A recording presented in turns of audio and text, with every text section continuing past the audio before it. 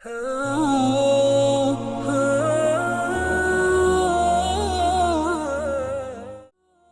بہن نے فرمایا کہ ہم لڑ رہے تھے میاں بیوی، تو شوہر نے قرآن پر ہاتھ رکھ کر 3 بار کہا کہ میں تمہیں چھوڑتا ہوں، میں تمہیں چھوڑتا ہوں، میں تمہیں چھوڑتا ہوں، کیا حکم شرع ہوگا؟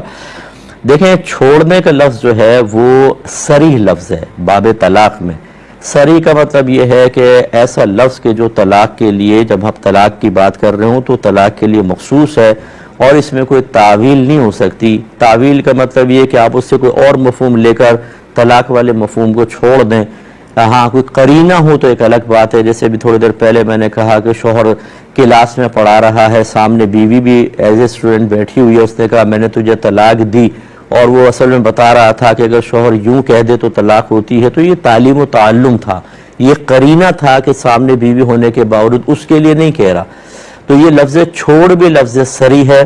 اب تو یہاں باقاعدہ شوہر نے قرآن پہ ہاتھ رکھ کے لڑائی جھگڑے کے دوران یہ کہا ہے کہ میں تمہیں چھوڑتا ہوں، اس سے 3 طلاقیں واقع ہو جائیں گی، اور اب آپ ان کے لیے مثل اجنبیہ کے ہیں، اور اب حلالہ کے بغیر کچھ نہیں ہو سکتا، جس کا قرآن کے اندر طریقہ یہی ہے کہ پہلے آپ عدت گزاریں گی ان کی، پھر اپنی مرضی سے کسی شخص سے نکاح کریں جو پری پلان نہیں ہوگا، پھر وہ شخص باقاعدہ آپ کا جسمانی تعلق قائم ہو، اس کے بعد پھر وہ فوت ہو جائے یا خود اپنی مرضی سے طلاق دے، اس کی عدت گزارنے کے بعد پہلے شوہر کی طرف آ سکتے ہیں، ورنہ کوئی گنجائش نہیں ہے۔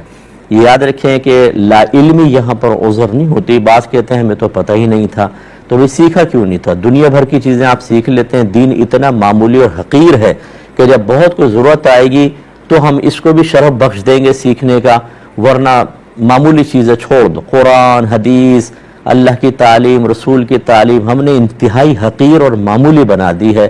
اپنے بچوں کو دنیاوی تعلیم تو ایسا ہم سکھاتے ہیں کیونکہ اس کا دنیاوی عارضی فیوچر اس کے ساتھ وابستہ ہوتا ہے کہ اس میں کوئی کوتاہی نہیں ہوتی، صبح صبح اٹھنا پڑے، بچوں کو اسکول چھوڑنا پڑے، ہم کرتے ہیں، بھاری بھاری فیسیں دینی پڑیں، کوئی مسئلہ نہیں ہے، ٹیچرز ڈانٹیں، ڈپٹیں، ماریں، سب برداشت کر لیں گے، لیکن دین سیکھنے کا بالکل ہوش نہیں، جس پر اخروی پورا فیوچر اس پر وابستہ ہے۔ بچہ اکیلا قبر میں جائے گا، میدان محشر میں انجام بھگتے گا، اللہ ناراض ہوا، خدا نہ کرے دوزخ میں چلا گیا، وہ سب اس کے ساتھ وابستہ ہیں، لیکن نہیں۔ اس کا نتیجہ نکلتا ہے کہ پہلے دین نہیں سیکھا ہوتا، اب جوش میں آ کے قرآن اٹھا لیا۔ بعض یہ بھی کہتے ہیں جی میں نے تو غصے میں کہا تھا، تو بھائی پیار میں طلاق کون دیتا ہے بھائی جان؟ اور آپ نے پہلے کیوں نہیں سیکھا کہ غصے میں طلاق بھی طلاق ہی ہوتی ہے؟ کس نے کہا کہ غصے میں طلاق نہیں ہوتی؟ تو لہٰذا اب یہ سانحہ ہوا، ہمیں خود تکلیف ہوتی ہے، یقین کریں ایسا لگتا ہے جیسے گھر کی کسی بچی کے ساتھ معاملہ ہو۔ اور میں تمام دیکھنے والی اگر بچیاں بھی دیکھ رہی ہیں تو میں گزارش کرتا ہوں، پہلے لفظ دیکھیں، انہوں نے کہا ہم لڑ رہے تھے، خدا رہا لڑائی جھگڑا ختم کرے۔ اب کہاں گیا آپ کا لڑائی جھگڑا؟ اب کہاں گیا آپ کا غصہ؟ اب کیوں سرنڈر کر دیا؟ یہ ایسی ہوتا ہے، ایک بہن نے کہا کہ میں نے شوہر سے کہا مجھے طلاق دے دو، طلاق دے دو، وہ نہیں دے رہا تھا، میں اس پہ پیچھے پڑ گئی، اس نے مجھے ایک طلاق دی، میں نے کہا نہیں دوسری بھی دو، اس نے دوسری دی، میں نے کہا نہیں تیسری بھی دو، اس نے تیسری دی، میں بے ہوش ہو کے گر گئی۔ آپ اندازہ کریں کہ کتنا معصومانہ حرکت ہے کہ پہلے اس کی گردن دبا کے منہ سے طلاقیں نکلوا لی اور پھر بے ہوش ہو کے گر گئی، جی 3 طلاقیں دے دیں۔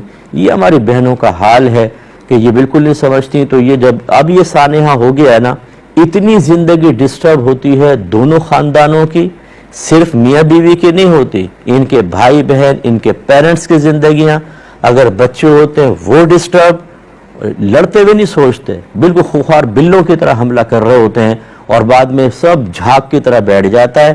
پہلے شکل سے نفرت تھی، اب کہتے ہیں تم مجھے یاد آ رہی ہو، بیوی کہتی ہے مجھے بھی چیزیں یاد آ رہی ہیں، ہمیں کیوں نہیں ملنے دے رہا مذہب اسلام؟ ارے بھائی مذہب کا کوئی قصور ہے؟ مذہب تو آپ کو قرینہ سلیقہ سکھاتا ہے، پہلے سیکھنا چاہیے تھا۔ تو بہرحال ہمیں افسوس ہے، لیکن جو حکم ہے وہ آپ کی خدمت میں ذکر کر دیا گیا ہے۔ یہ کہتی ہے اگر ہم بالٹی کے پانی سے نہا رہے ہوں یا بالٹی سے نہا رہے ہوں تو کوئی ایسا طریقہ بتائیں کہ وہ پانی ہم احتیاط سے استعمال کر لیں، مستعمل وغیرہ نہ ہو۔ پہلے سب دیکھنے والوں کو میں گزارش کر دیتا ہوں کہ دیکھیں پانی جو ہے وہ، یہ بہن نے کیوں پوچھا وہ میں سمجھا رہا ہوں کہ پانی بذات مطہر ہے۔ بذات کا مطلب کسی پاک کرنے کے سلسلے میں کسی اور چیز کا محتاج نہیں۔